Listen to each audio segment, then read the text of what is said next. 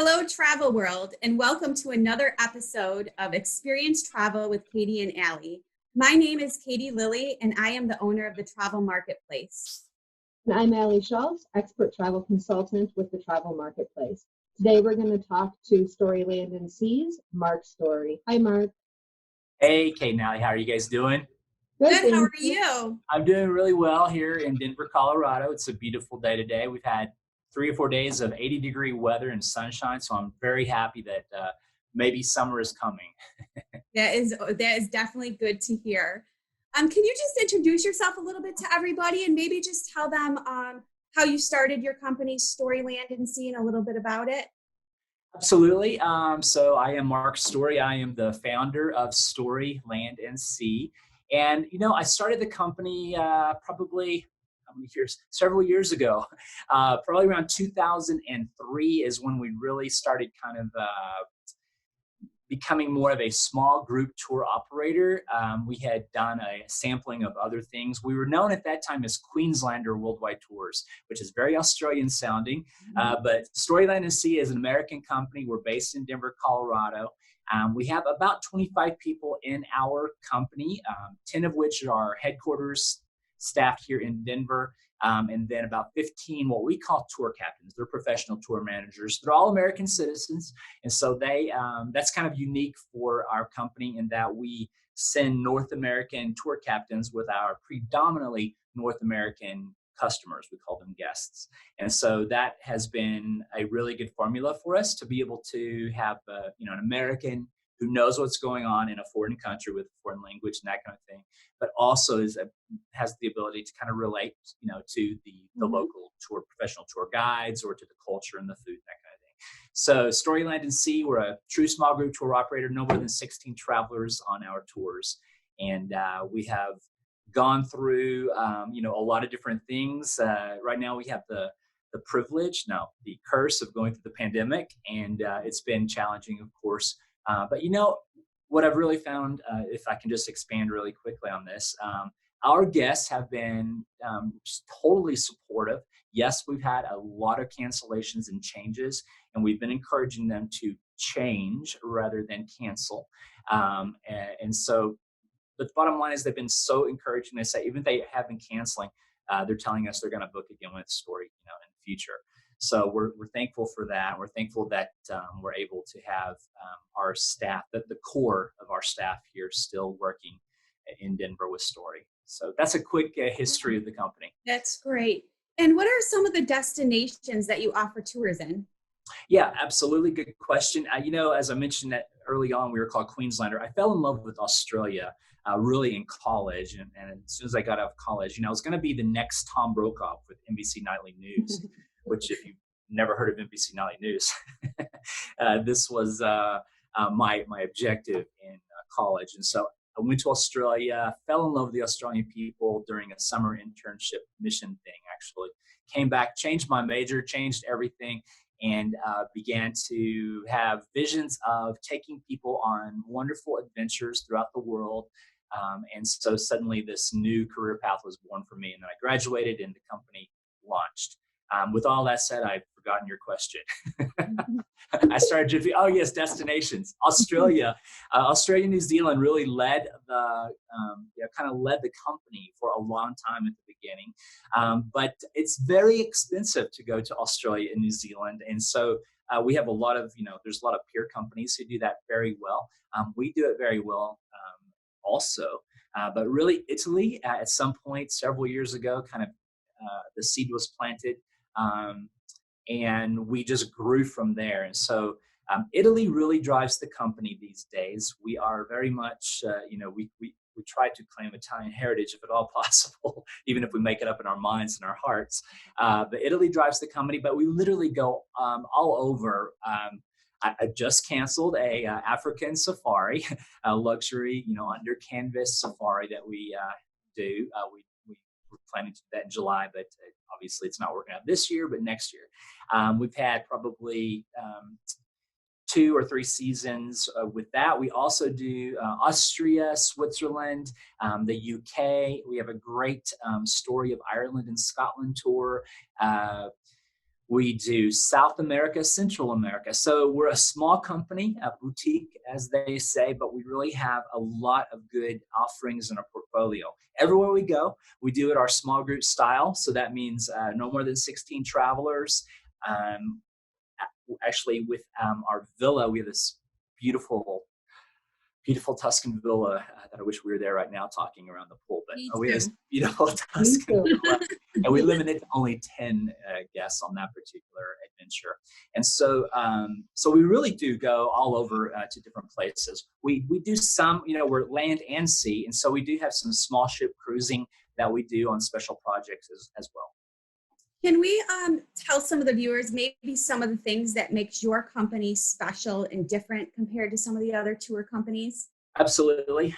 So we are a bit of an anomaly in the tour operator field. Probably as I mentioned earlier, our American tour captains. That's a little unusual. Most of the tour operators will use a local foreign national as their tour director, and that's great. It's a great experience. We feel our experience is superior, of course, having an American who understands our culture, so the culture of the small group, but also understands the culture of the destination country that we're traveling through. We also have something that we call story exclusives. And I giggle just because I have battles with my marketing team sometimes because I like to call everything a story exclusive and they had to put the reins on me. But the story exclusive experiences are going to be like a rooftop sunset aperitif. Maybe we're in Venice on the kickoff of Italy's Great Cities Tour. And so our tour captain will be up there. The sun will be setting on the rooftops of Venice in the beautiful orange and red hues. We have our Prosecco glasses. And so this is something that's unusual. The large tour groups really can't do that in the cool venues. We have a lot of Roman apartments underground, because they're all layered from archaeology and history. But these old Roman apartments are a great place to be underground in a unique environment. There's a great place in Avignon. You probably have heard of the La Mirande Hotel there, beautiful 5-star property. And they have a great chef-led Severin is her name, is the chef that we love. And so it's just unique experiences that are off the beaten path where we're able to really, treat our guests differently. Another thing that sets us apart, we talk about small group tours, and in the last 5 years, all the mainstream tour operators have started using small group tour. And that's great because there's a good reason for it. Quality improves, experience improves. And so one of the things that truly sets us apart is that we're no more than 16 travelers. And so that gives us the opportunity. And let me just tell you, in college, how some people go to college, they don't apply much of what they've learned.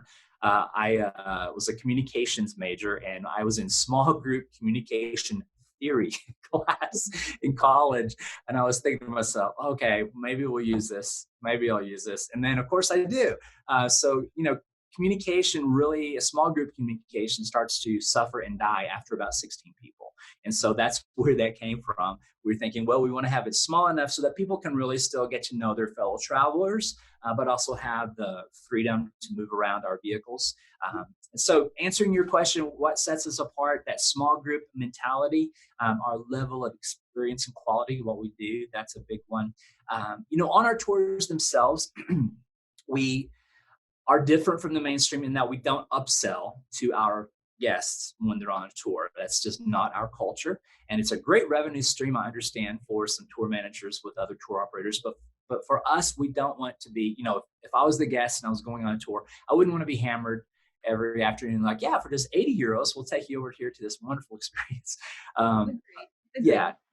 And so we of course, we will answer questions. Our tour captains will answer questions if a guest wants to go to the Uffizi or whatever, or something like that in Florence, or if they want to go over to the British Museum in London, those kind of things, we'll of course respond and help them. But we don't want it to be another sales channel for us once we're on tour. Those are some of the things. I could talk for hours, especially because I've been sequestered at home for the last month and a half. Yes, Mark, and I think that we all have, and that small groups, it's nice because as a traveler, Katie and I, obviously, as travel agents, obviously we travel extensively, and we do sometimes tours, whether or not it's an escorted tour to different areas of a particular country or the world, or whether or not it's just let's jump on a day tour and go someplace for the day. And I will agree, it is nicer when you're with a smaller group. It allows you that more intimate feeling, allows you to get to know the other people that are in the tour group, as well as the tour leader, and get to know them as well. And it's also nice because you can actually hear when you're someplace, and you can actually hear the person talking.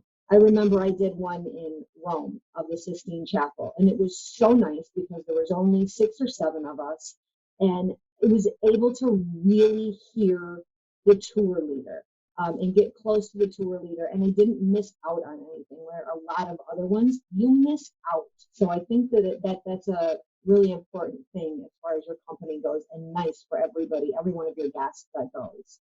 Yeah, there's a huge benefit there. Absolutely.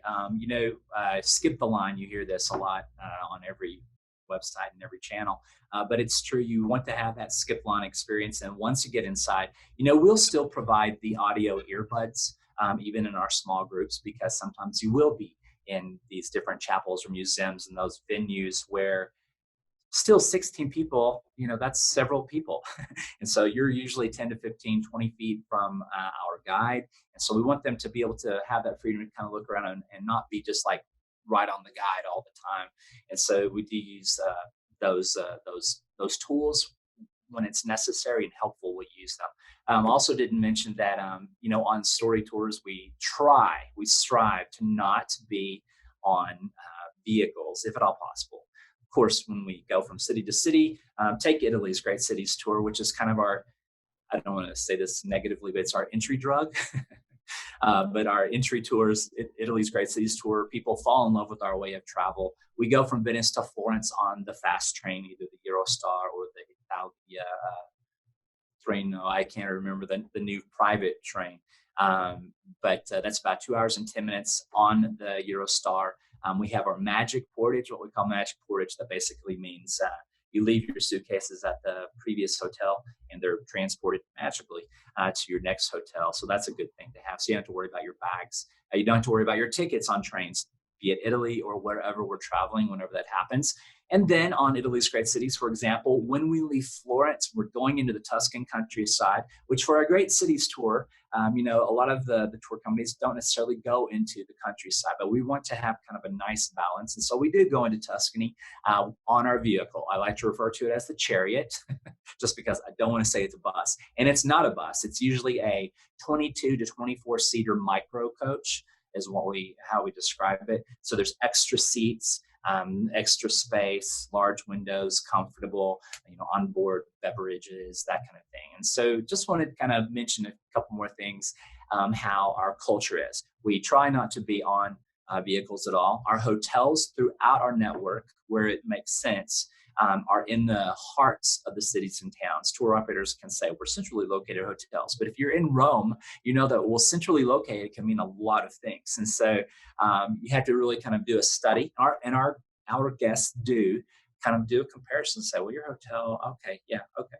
So they do their homework and they see that our hotels really are either in the hearts of the cities and towns or in the places where you want to be. Great. And I think now is a good time to kind of show our viewers a little bit about your company. So we'll stop and do a quick video here. Excellent.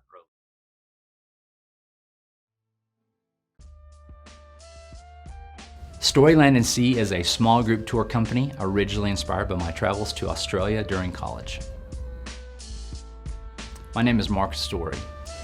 I simply fell in love with people and the beauty of the land. I came back home, changed my major, and began dreaming of how I might share my discoveries and travel. The population of Australia is all really just around the coast.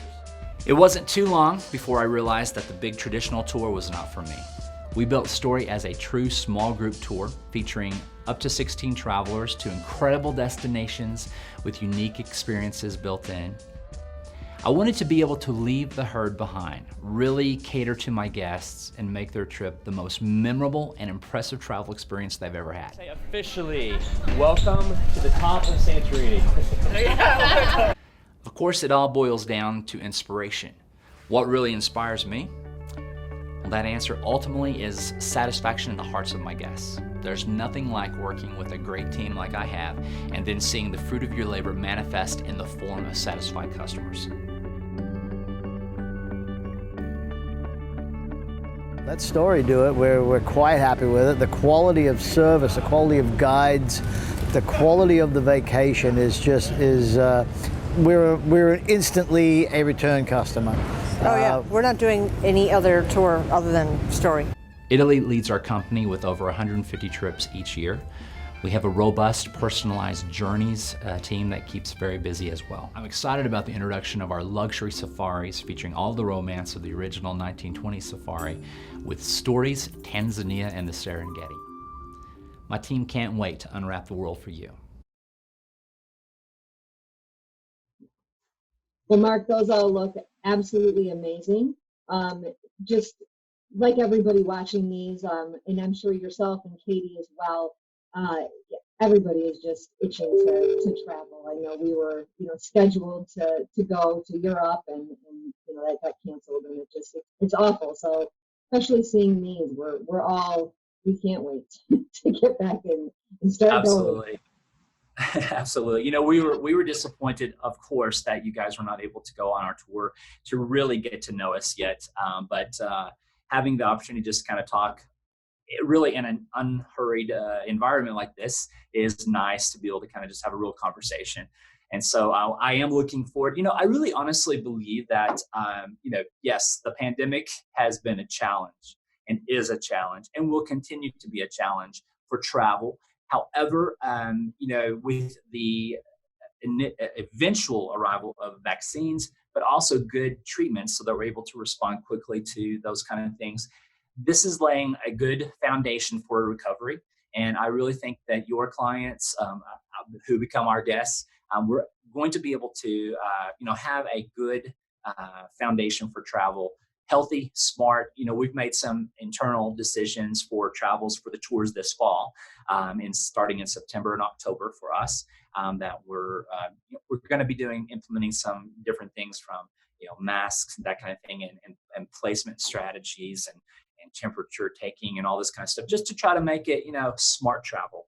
And so I wanted to mention that because I feel like there's been so much despair.